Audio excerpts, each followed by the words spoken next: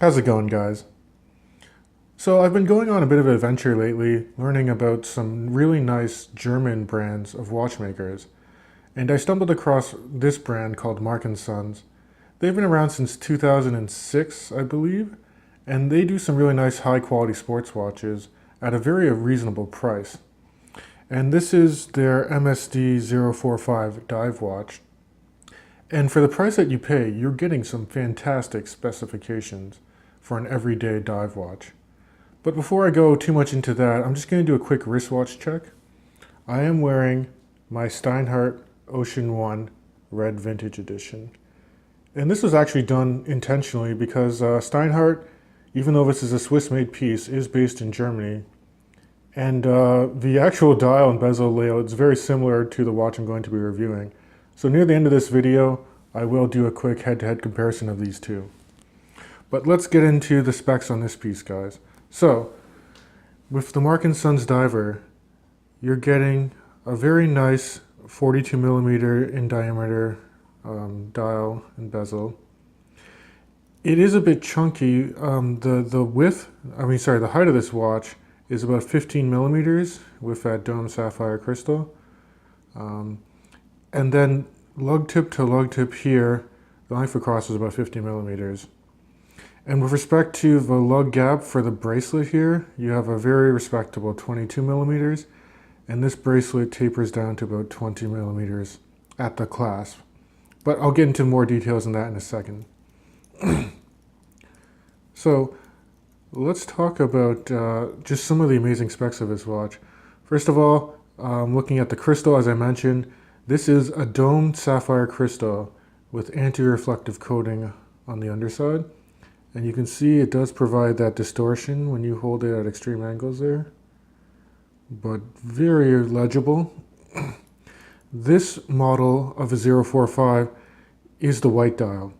Marc & Sons does offer multiple dial color and bezel color variants, but I really like just the clean layout of this white dial on blue bezel insert. So if you look at the indices, I'm very pleased to say that they're very thickly applied markers, and you can see that each of the markers is accented by like a silver trim or border, and all of the markers are filled with BW9 Super Luminova, as is the handset, as is the blue ceramic bezel. It's fully lumed, which is amazing. Now, if you also look at some of the nice details of this dial as well, even looking at the date window, I'll try and zoom in a little. The date window is bordered with that same silver outline as well, and it steps down onto that really nice white date wheel with the black printing there. If you look at the other markings on this dial, you have the Marc & Sons logo at the 12 o'clock.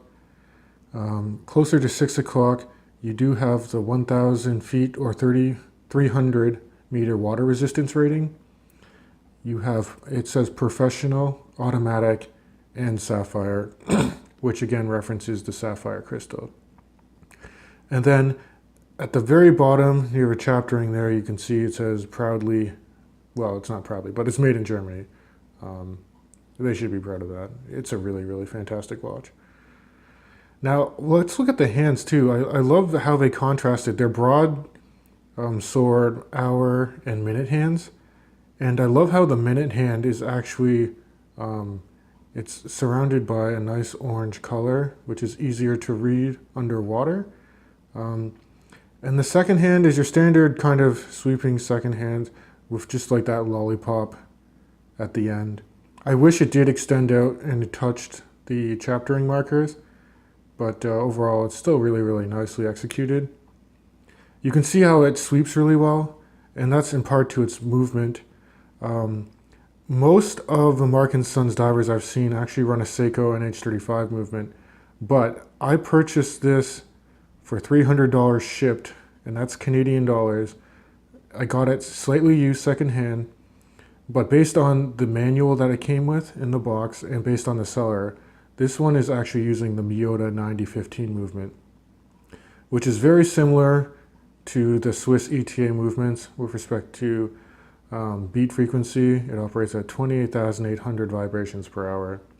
Similar power reserve, around 40 hours. I believe it's close to the same number of joules as well, 25 joule movement. And this is, you can hack it, and it's hand winding as well as automatic. So, I mean, very complete package here. And before I move into, going around the case a bit, let's talk about this gorgeous blue dial. What I was really impressed on, well, there's two things. One, this is a ceramic dial, so very, very scratch resistant. And again, the entire markings on this dial are filled with BGW9 Superluminova, so it's fully loomed. It's 120 clicks, unidirectional bezel.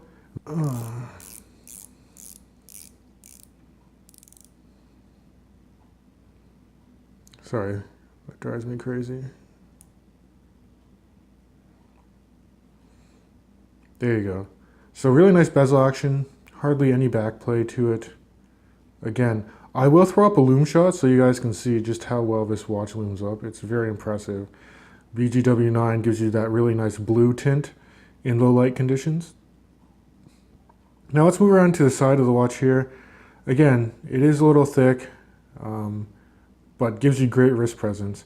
With respect to finishing, it's your standard polish on the sides, and you have a slight bevel to the lugs, and then you have it brushed all along the top surface here.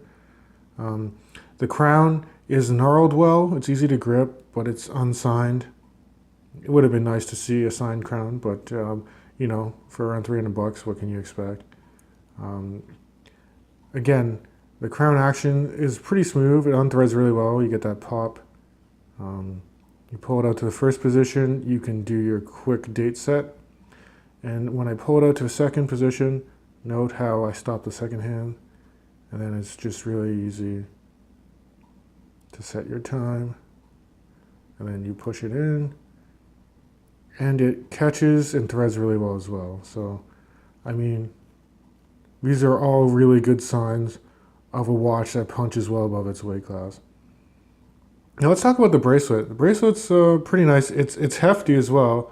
As I mentioned, 22 millimeter gap here, and then you taper down to about 20 millimeters at the buckle.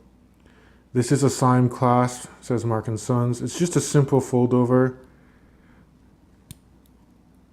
This is kind of a weak point of the watch, I would say. You look at that, you got a really just pressed or milled clasp. It's fairly thin, but that being said, it does the job. It's very sturdy. You do get lots of micro adjustments here, which is really, really nice. I will mention, if you want to size it, it's just push pins to size the bracelet. We can kind of see it's already got some scuffs and dust dives on it, but that's normal. Then let's look in at the case back here. I'll flip this over so you guys can actually see it on the top. Yeah, so it says Marc Sons. It's deeply engraved in the middle. Then, it says full stainless steel construction. This is 316L surgical stainless steel. 30 atmospheres or 300 meter depth rating for water resistance. Sapphire glass, obviously for that dome sapphire crystal. Then you have the model number, the MSD-045. And then it's kind of neat. It's similar to like those Rolexes or Tudors where you kind of have this like fluted engraved pattern all along the case back here. And I also want to mention, look at that, you have solid end links on this bracelet as well, which, again, for this price point is really, really nice to see. So, now I'm just going to throw it on the wrist so you guys can see how it wears. Again, it has very nice wrist presence. And there's a wrist shot for you guys.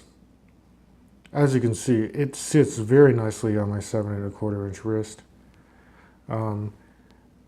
Even though it's slightly taller than most dive watches, the way that the lugs and the case back just hugs your wrist, it doesn't actually feel like it's that tall. You do get that really nice wrist presence. Again, this is a slightly heavy watch with the bracelet. It weighs in at just over 200 grams. I think it's 205 grams when I measured the weight. But, you know, overall, it's just an amazing watch, amazing value for money. Now, I'm just going to conclude this video by doing a quick head-to-head comparison with this German-made Marc Sons Diver and my Steinhart Ocean 1. Okay, guys, so just a quick head-to-head here. You know, before I say too much, let me make it clear, these are both amazing watches. I recommend having both in your collection, and they're both staying in my collection for sure. I just wanted to do this quick comparison because these are very similar spec, and the layout is pretty similar. If you look at the dial markings and bezel markings, I mean, very similar markers. It's just, I want to factor in, you know, the difference that the Steinhart is Swiss made and this is German made, and the Marc Sons here on the right is half the price of a Steinhart. So let me just say this, with respect to the markers, I mean, I'm actually giving the edge here to the Marc Sons, and that's because all of the markers are applied onto the dial, where I'm pretty sure the Steinhart vintage one, and again, this is more of a vintage watch, but it's just printed on. And if you, with respect to even the bezel markings, I mean, you do have a ceramic fully lume bezel on the Marc Sons, which I prefer over the aluminum bezel insert on the Steinhart, even though the Steinhart, you have that nice textured kind of cyclops at the 12 o'clock. That does look really nice. You know, other things to contrast, the movements here. I mean, Steinhart, you have the Swiss ETA 2824-2, and in the Marc Sons, you have the German Miyota 9015 movement. With respect to accuracy, they're both between plus 5 and 10 seconds a day. And if anything, I've only had this Marc Sons for a few days now, but it seems to be keeping slightly better time, but I wouldn't say significantly over the Steinhart at all. You know, and wherever Steinhart does pull away, and again, you are paying more for this, it is finished, it's a better finished watch, that's for sure. You know, you do have nice accents. You have a nice signed crown on the Steinhart. You have some nice polishing and bevel work on the bracelet. The bracelet on this guy is also, you have screw pins, which is better. The clasp is better, although they're very similar. I mean, bracelet-wise, they're very similar. You know, for Steinhart, you do have a double-domed sapphire crystal, so like really no distortion, and it's very clear to read. But both are very visible watches. I mean, the dials are very visible on both watches. The point I'm trying to make really is this. Basically, buy this. If you can't afford a Rolex, I would say buy the Steinhart. If you don't want to spend the money on a Steinhart, buy the Marc Sons. It's half price. And I can confidently say, you know, it holds up just as well, really, as an everyday, really nice dive watch. Again, I love both pieces to death. They're staying in my collection for sure. But it's just really nice to learn more about, you know, the different micro brands that are out there, especially coming from Germany. Overall, guys, my impressions for this watch are really, really great. And I'll catch you guys in the next video.